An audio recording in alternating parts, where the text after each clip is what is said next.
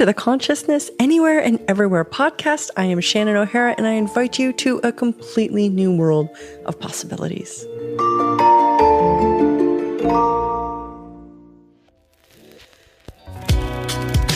What choice for true sexualness, gratitude in your relationships, and unlimited receiving can you make this Valentine's Day from February 14th through the 28th? Everything in my sex and relationships category on my web shop will be 15% off. All things sex and relationship are on sale. Whether you're single, coupled up, or a question mark, you will find everything to create a truly great sex and relationship reality for you. Visit shannon-o'hara.com/Valentine's-special to check it out. Welcome to another episode of Consciousness Anywhere podcast, coming to you live and direct from our bedroom with Shannon O'Hara and Max Zoulek. So create your body, or this reality will do it for you. This is another episode of the consciousness diet, basically. The theme of food, your body, creation, and joy. So what do we mean by create your body, or this reality will do it for you? So, as you guys, if you've done any Access at all, you pretty would have heard the question of who does this belong to? If you're listening to this, I can pretty much guarantee that you are super, super, super aware. You probably wouldn't really be very interested in this podcast unless you were interested in more awareness. So how much have you noticed that so many of your thoughts, feelings, and emotions, like when you ask the question of who does this belong to, they're actually not yours. And so how much you're actually picking up from around you, like all of the time, even if there's no one physically close to you, you're still aware of what's going on for other people and other bodies. Yeah, and this is one of the, I think, like the great crimes against our lives that occurs is that almost no one functions from the reality, the truth that you're aware and your body is aware. So we're not really taught about awareness growing up. In fact, we're taught to misidentify awareness constantly. So then by the time we're adults, we have absolutely no clue how to follow that awareness to the source until you start learning like, oh yeah, I'm picking this up. And it's like science even now can finally identify that all molecules are communicating with each other constantly. Yeah. So our bodies are these receptive organisms that literally are perceiving communication from other bodies, from the earth, from trees, from outer space. Literally, this isn't airy-fairy. This is like actually scientifically proven. And if you do not choose and create your body, then we tend to live in the constant ping pong of being bounced around and in reaction to and functioning from all the stuff going on around our bodies all the time. Which a lot of it is a lie. It's like this reality is about fitting in, belonging, being normal. It's not about you being different and you having your capacities, for example. So this reality will create your reality if you don't. And that includes your body.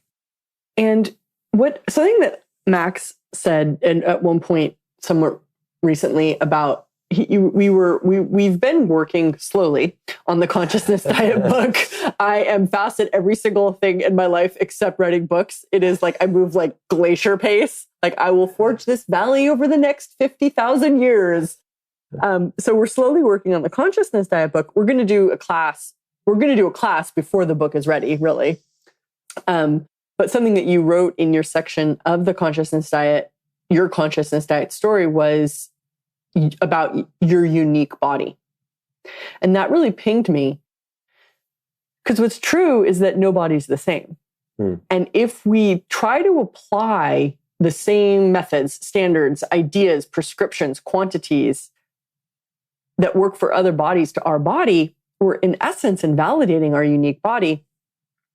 So it becomes very relevant to start questioning your unique body And that's one of the primary premises of the consciousness diet, is like always being in the question. Because if you don't question, you'll never discover what's real and true for your body, because no one else is asking you. They're not even asking themselves.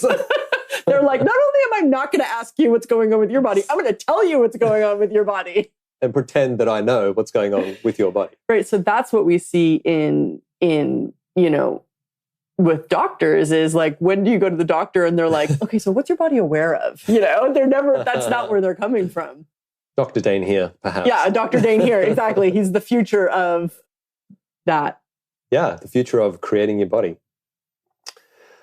Wow, it's a big topic. So everything that's come up for you so far, listening to this, can we destroy and uncreate all of that? Right and wrong, good and bad, pod and pock, all 9 shorts, boys and beyonds. What I found for myself on this 9-year journey so far with Access Consciousness and getting out of judgment is that I've put so much energy into the lies in my life that somehow I think they're still relevant, right? So like all of that energy that I invested in trying to get it right, and like I studied 5 years of naturopathy, and like I always tried to find the answer, and I got some really good information along the way. But there's still an element of me where I'm like, I don't want to give all that up because I've invested so much energy into it. So everywhere you guys are doing that, would you be willing to give that up? Right. Yeah. Everywhere that you think that the right answer for your body will eventually pan out, if you keep like judging it if you keep judging what's right or wrong long enough, eventually this judgment thing's going to pan out. And you'll find the answer. Yeah. And then it'll all be magically better. And then suddenly you're normal and you fit in. And everything that is, you guys destroy it and uncreate it. Right and wrong, good and bad, pod and pock, all 9 shorts, boys and beyonds. And so the way, in truth, to that magically better is so different than we're really taught. And that's what the whole consciousness, that's what Access is all about. And that's what the whole consciousness diet thing is all about, is that the way to getting to that magical better body is actually by talking to your magical better body. Yeah. And the willingness for someone like me, I function from a lot of order and structure and trying to find the answer and rightness and so forth, like I said, is chaos. Chaos is like the creative force of life and living. Like Shannon gave an example in a class the other day of a bird, for example. A bird doesn't wake up in the morning and like creates a to-do list. I'm going to eat this worm today, and then I'll probably have that bug, and then everything will be okay. Yeah. They function from chaos. They wake up in the morning and they follow the energy of the creation of their living. And they have to follow the energy with their bodies. Otherwise, they die. Yeah. And that's what's, I think, so bizarre about what's going on with people bodies in this day and age on the planet is nowhere ever in the history of mankind have you ever been able to sit in one place all day long and still survive. Even as recent as 100 years ago, you would have had to have been plowing your field, running from wild animals, hunting, gathering, like really moving to make sure you didn't die. And be aware as well. And to be aware. But now we can, for the first time ever in the history of forever on this planet, we can sit inside and not move all day long and survive. Yeah. And so it's notice how Shannon said survive. She didn't say thrive. Yeah. It's another key. So it's an interesting time to really be in the question, because we have all of this perceived, I would say, luxury where we don't have to, we don't have to farm our own food. We don't even have to prepare our own food, and we can survive. In fact, it's encouraged. I mean, it's so much cheaper to have somebody else prepare your food. It's just, what kind of food are they preparing for you? And are you asking your body what it wants? And so this thing about creating your body, or this reality will do it for you. It's like, what if asking your body with everything that had to do with your body could create the magical body that you could have if you chose to have it? Now, this asking a question to everything that involves your body might seem tedious to some people. It really has for me. I'll admit that. Like when my dad, it was my dad who said, ask your body, I'd be like, what do you think I should do? Is this right? He'd be like, ask your body. Like for years, he was like, ask your body. So finally I learned, I need to ask my body. And I have to ask my body with everything that has to do with the body. So that's what I eat, right? Because that's the body. That's not me. It's my body eating. What I wear. Boy, does my body have some strong points of view about what it wears. Even if I wear the wrong t-shirt, my back hurts, right? I take off the t-shirt and put on another t-shirt, my body's totally, the back pain is completely gone. It has really strong points of view about what to wear. I am known to go through 7 outfits in one day. She is. Who you have, who you copulate with, that's the body's domain. And how the body moves, that's the body's domain. So all these areas that are body areas, it's like, are you asking your body how it wants to move, what it wants to eat, what it wants to wear, who it wants to copulate with? Or are you projecting and expecting at your body? And whose points of view are you projecting and expecting at your body? And is that your body, or is that this reality dictating and determining your body? Yeah. So the next thing too is avoiding or trying to move away from or getting rid of being aware of other people's points of views doesn't actually work. What works is inclusion. The more you include, the more you can actually create your reality. So it's not about excluding the awareness of other people's points of views. It's about including those points of views and getting clear on what actually is. Right. You actually can't make awareness go away. That's We've both tried. It's like, and many humanoids have tried. How do I not be aware of this? Oh, and so how many of you guys actually do use food or drugs or excessive alcohol or exercise to make awareness less? Yeah, to numb out the awareness. People do all sorts of things. People use drugs. People use alcohol. People use judgment. Food has been a big one for me. People use food a lot in this. I mean, you see a lot of people, they'll be sitting down going honk, honk, honk, because they're looking for that conclusion. They're looking for like the numbness that allows the awareness to go away. Yeah. So when you can finally just come to terms with the fact that awareness like isn't going to go away, right? Like then the journey of real true magic begins. At least it did for me. And that's the magic of awareness, So when you're inclusive, as Max stated. So let me give an example of that from today. Actually, I have a good one. So I was driving home from Pilates and I was in school drop-off rush hour. And there's a lot of roundabouts where we're staying in Australia right now, like a lot of roundabouts. So me and this guy get into an altercation in the roundabout. And I actually went and searched the traffic. Like after I got home, I actually went online and searched the traffic laws to see which one of us was like in the right or in the wrong. And he was in the wrong, which I would love for him to universally, he's going to definitely find that out one way or another, even if I never see this man again. Anyways, I'm pulling into the roundabout. He comes just shredding behind me, like slamming on his horn, just fury. And I'm like, ah! Immediately my body goes into reaction. And I catch it and I'm like, okay. And I relax and I just look at my rearview mirror and this guy's like dropping off his little kid at school and his son is in the front seat, just like mortified and like kind of like shocked about his dad. And I'm like, yeah, been there, done that, Grew up with angry people too. and then this guy has to sit behind me in bumper to bumper traffic for 10 minutes while because it's a heavy school traffic. And we're just both sitting there and like, I'm just in this bubble of rage with this guy. And I notice my stomach is turning and I'm like, okay. And I try and I'm like, oh, I'm right. Or he's wrong. Or did I do something wrong? Like going into like, how do I handle this? And finally I was like, buddy, this doesn't really need to be your issue. And as soon as I told my body, it was like, oh, okay. Like my body was in fight mode because this guy had projected so much. It was frightened by this energy that was coming from behind from this other car. And I was like, buddy, it's okay. My body was like, oh, okay. Like it didn't know what to do with that energy till I told it, like, we're not fighting. It's fine. Like that's like. And one of the purposes of anger is to control. So he was like trying to control you and the situation. Yeah. And I noticed how no matter what, I couldn't stop being aware of this guy in the car behind me. It was like I was just glued to this guy. And I realized, and I sort of started relaxing and like just like going through my podpocking processes, like using my tools. And then I felt in his world, like, I guess like everywhere, it was like actually like a lot of like woman-hating sexual rage. I'm thinking how interesting that he collides with me, this random stranger out in the world, and projects all this energy at me and my body. I have nothing to do with his life. Obviously, this is an energy he's been cultivating and working on his own somewhere else, right? But me and my body were the recipient of that.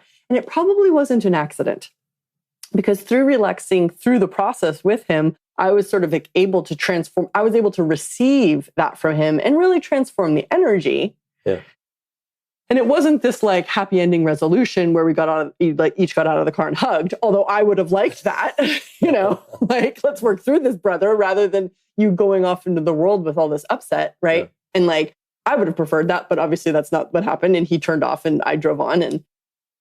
But that's this example of I was aware of everything that was going on in this guy's world. And if I didn't acknowledge that I was aware of him, my body would have been twisted up in knots from all of his forced, projected upset.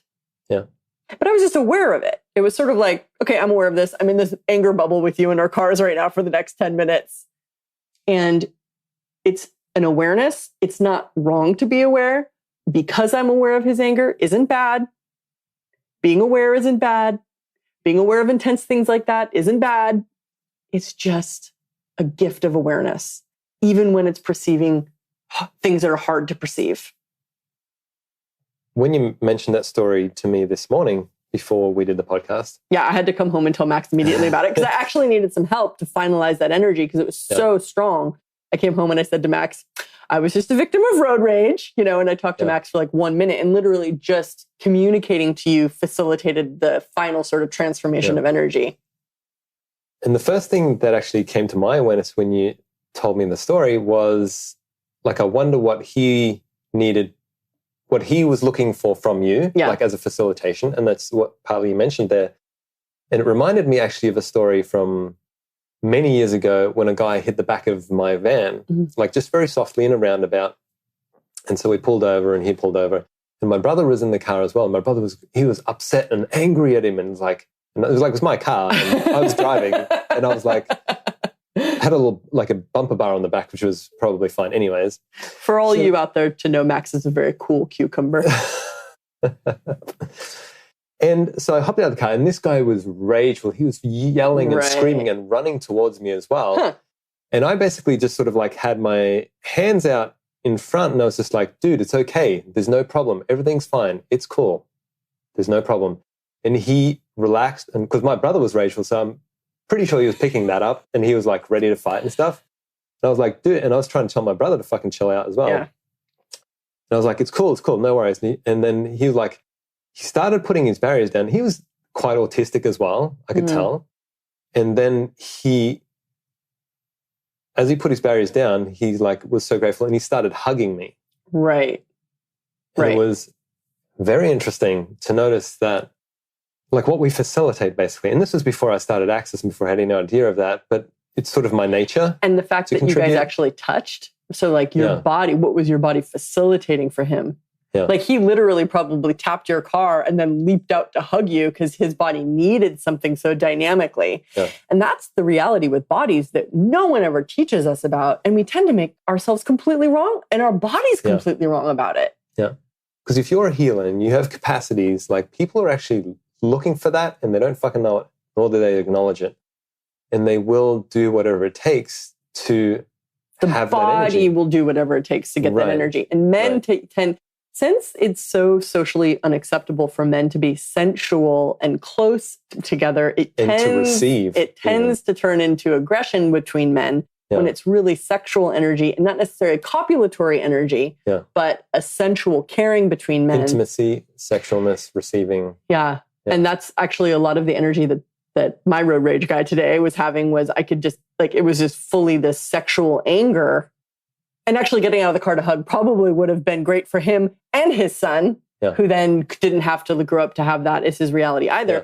But that's an example of, if, for example, like if his son doesn't create his body, his dad's force and points of view and anger towards women and anger towards his own stuff that's going on in his own body and life, like how easy it is for us as children to take that on because our parents aren't being like, look, this is my stuff. You're probably picking up and you're probably aware of my stuff. This doesn't have to be your stuff, right? Like when do parents have conversations like that with themselves, let alone their children? And this is where if you don't create your body this reality will do it for you. And if you don't realize that you actually have license to create your body and that you don't have to live at the effect of others, what power does that give you? Yeah. What power do you have that you have never acknowledged? So, and what if that power looked completely different than what you ever thought? So what are some of the ways in which we can create our bodies? So question. We've asked a lot of questions so far in this podcast, and I'd say that's a big go-to, and that's the first one I mentioned too, is who does this belong to? Now, I want a little side note on that question too, is like, I don't always get a clear response when I ask who does it belong to, of is it heavy or is it light? Right. So, but I have learned, the more I ask the question, the more subtle information I actually receive. Because when I started Access, I had no idea what the difference between heavy and light was, because all I knew was heavy. I didn't know what light actually was for me as an awareness sense. So I had to learn that over time and continuing to ask questions. So if you're asking who does this belong to and you don't get something clear, don't worry about it. Just keep asking questions. Keep finding out.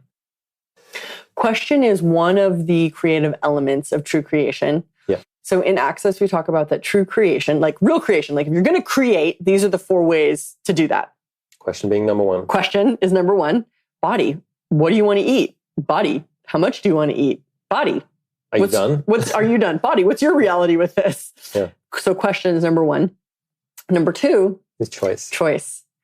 So once you get the awareness from the question, you know, like for example, I was just eating before we started this podcast, and I had some leftovers, some lasagna we made a couple nights ago, and it wasn't much, but I warmed it up and I was eating it, and then I noticed that I had stopped eating it, and I was working on a document on my computer, and I looked at the plate, and there was this sort of like automatic, like, oh, I should finish that, what question is, oh, I should finish that, right? So I caught myself and I went, wait, body, do you actually want this? And it didn't. It was done. It had stopped when it was finished without me thinking about it or having like a huge, it just did it. It stopped. And then, body, do you want this? It said, no, it's done. And so then taking action to not finish the rest of the food is my choice. Like that's the choice based on the awareness. Or I can choose to override my body and finish the plate of food, which is another choice. It's just a choice. Yeah. So question, choice. Possibility. Ooh, so choice. Every choice you make creates multiple possibilities and more choices. So possibility can be anything. Well, one of the massive wow things that you did for me at one point, it was like early last year. Max has been like someone I've gone to a lot for help with like working through stuff with my body. I have been like a chronic overfeeder for most of like a self-confessed chronic overfeeder for most of my life. It's still like one of the areas of, I'd say like the least conscious choosing for me.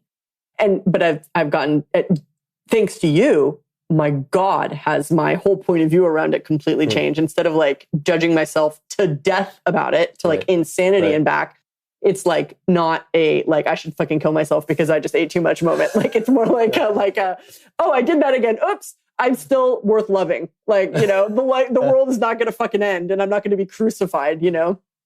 So you've really worked through a lot of that with me, and just through your kindness and sort of incredible knowledge about food. And so you're like at the beginning of last year, I came to you and I was like, I'm noticing this energy, like I'm having this like compulsion to eat, but I'm not, like, I know my body's not hungry. Can you please help me? And what you basically got to with me was you asked, like, do you create a conclusion with food? And that was completely what I was doing. And I had never really been able to identify it before. And what I was basically doing with food was trying to get to this place of like the energy stopping flowing, essentially. Yeah. And that's what overeating does. It really blocks energy. Yeah. And this is the whole thing about if you don't create your body, this reality will create it for you, because I'm 97.5% sure that I learned that food behavior from one of my parents. Right. So it's like... And so many people around that then reinforce that. Yeah.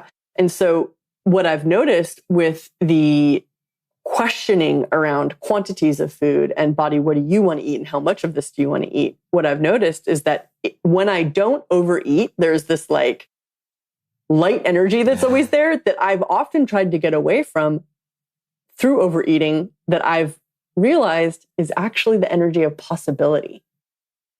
And if you overeat, you're sort of like, you take up all the space of possibility.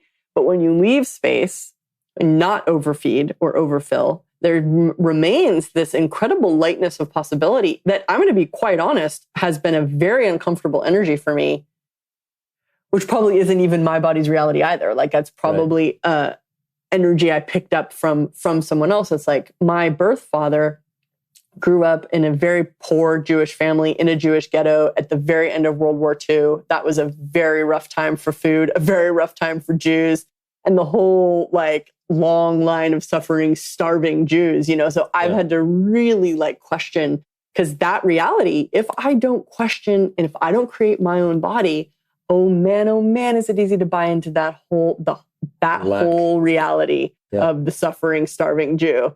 And I better eat now because any minute, any day, you know. And the other interesting thing we do with that is like, if you have this particular thing for, lack comes through that, but then you perceive somebody else's lack, which might come through a completely different. You're still routed into that same pathway. So what I've noticed is like, sometimes I've gone like, but this has been happening my whole life, or this has been there my whole life. What question is, this has been happening my whole life? Which is no question whatsoever. Right. And then what I've noticed is that it's like, people might have a different story, but it's the same sort of energy, and I'll pick up on that and then shuffle it into my story. So we don't need to shuffle things into our stories, basically. It's just like, if it's lighter, if it lightens up when you ask, who does this belong to? Just be like, cool, never mind. Exactly. And that's what's so liberating and beautiful about the consciousness diet, is that when you ask your body a question, it knows. That's the thing. It's not this like really big, complex, difficult maze to work through. Your body's talking to you all the time. Yeah. All the time. And do you listen? And you may have to open the floodgates. Like if you haven't listened for a long time. Shannon talks about this in terms of entity awareness, and that's where I first sort of like learned this from. Like if you block out awareness, particular forms of awareness like entities, for example, or something with your body for a long, long time, you have this awareness buildup. Mm-hmm. So when you make that choice to go, no matter fucking what, I'm going to be aware now. I'm going to listen to my body. Yeah. You're going to open up the floodgates to a whole lot of awareness. And your body might, exactly. And your body's going to be like, shit, you're listening to me for the first time. Massive download. Exactly. It's going to say a lot in a short period of time. And it might feel like an overwhelm or like a lot. But if you keep on with that choice and be like, okay, no matter what, I'm going to get through this. After that avalanche, it will get much easier. Yeah, exactly. And that's really like prioritizing your body's consciousness. Because your body is conscious and your body does know. And do you prioritize that? Or do you prioritize the point of view you use to dominate your body's consciousness? And if you use points of view to dominate your body's consciousness, that's never going to lead to that magical, amazing body that's healthy, happy, joyful, exuberant, and generative. Yeah, it has points of view have nothing to do with your body, basically. Exactly. Because your body has its own reality. So, what else is possible with your magical body? And, you know, I think this is it's like a profound conversation, but remarkably simple to apply. And it does take some big choices. Oh, you know, we didn't mention the fourth element of creation. Contribution. Yeah, I could have spun out with possibilities. So when you're in the question towards your body, with your body, as your body, and you're choosing based on body's awareness and body's information and accessing greater possibilities, what contribution then becomes available to your body, and what contribution does your body then become? Period. Have you allowed your body to be a contribution in your life, or has your body been this sack of shit that you've had to bear? Oh, poor body. Bodies get such a bad rap, and they provide so much for us. So much. Yeah. So what else is possible? no matter where you're at right now with your body in your life, like what's possible from here. It doesn't have anything to do with anybody else. You cannot compare yourself or your body to anybody else. It never works. That's totally true. You have to listen to your own unique body. So you start where you are right now, no matter what that is, no matter what. There's always greater possibility from your choice. And join us for the consciousness diet class if you know this is an area that you need to work through. Creating your body. It starts at the beginning of March 1st. Yep. And there is prerequisite of Access Foundation. So if you've not done the Access Foundation before, if you don't even know what Access is, just go to the show notes. Maybe you won't hop on this class with us, but at least it will be the beginning of having access to some different amazing tools. There's a whole world of possibility with your body and beyond. How does your body get any better than this? Thanks, guys. Thank you. Thank you for listening to this show. My target is to make consciousness easy to find and choose. So if you enjoyed this podcast, please leave a 5-star review on iTunes and share this with somebody who you know who might be looking for more consciousness in their life. You can visit me on shannon-o'hara.com or talktotheentities.com. And to learn more about the amazing tools of Access Consciousness, you can visit accessconsciousness.com and be sure to subscribe to the podcast.